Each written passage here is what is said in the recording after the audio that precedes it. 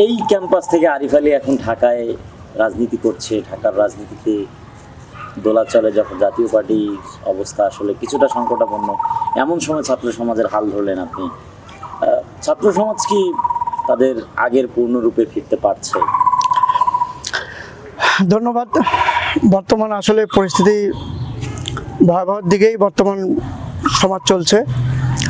বিগত সময়ে যে আওয়ামী লীগ সরকার পতনের পরে অন্তর্বর্তীকালীন সরকার ক্ষমতা করেছিলেন ডক্টর মোহাম্মদ ইউনূসের নেতৃত্বে, আমরা আশা করেছিলাম যে একটি বৈষম্যহীন, নির্যাতন নিপীড়ন মুক্ত সোনার বাংলাদেশ ন্যায় এর বাংলাদেশ গড়ব।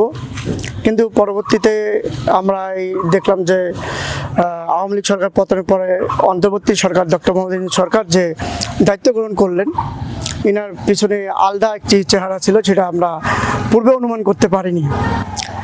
এর জন্য কিছুটা আমরা হতভম্ব এবং হতাশাগ্রস্ত হয়ে পড়েছি। বর্তমান দেশের বর্তমান যে পরিস্থিতি, মুদ্রাস্ফীতি বাড়ছে, দেশের ঋণের পরিমাণ বেড়ে গিয়েছে, দেশের টাকা নেই। সেই সাথে আপনারা লক্ষ্য করে দেখেন যে কিছুদিন পূর্বে হামের টিকা নিয়ে প্রায় 400 শিশু মারা গিয়েছে, যেটি খুবই দুঃখজনক বিষয়। এই হামের টিকার অবহেলা দায়িত্ব অন্তর্বর্তী সরকারের মনে করি আমরা।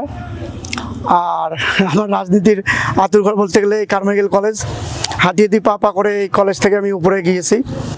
এই কারমাইকেল কলেজের যত আন্দোলন সংগ্রাম, আপনি যদি অতীত ঘাটেন, যত আন্দোলন সংগ্রাম, শিক্ষকদের ন্যায্য দাবি, ছাত্রদের ন্যায্য দাবি, কর্মচারীদের ন্যায্য দাবি, সেই ন্যায্য দাবির সাথে প্রত্যেকটি আন্দোলনের প্রথম কাতারে ইনশাআল্লাহ জাতীয় ছাত্র সমাজের পক্ষে আমি আরিফ আলী সবসময় ছিলাম।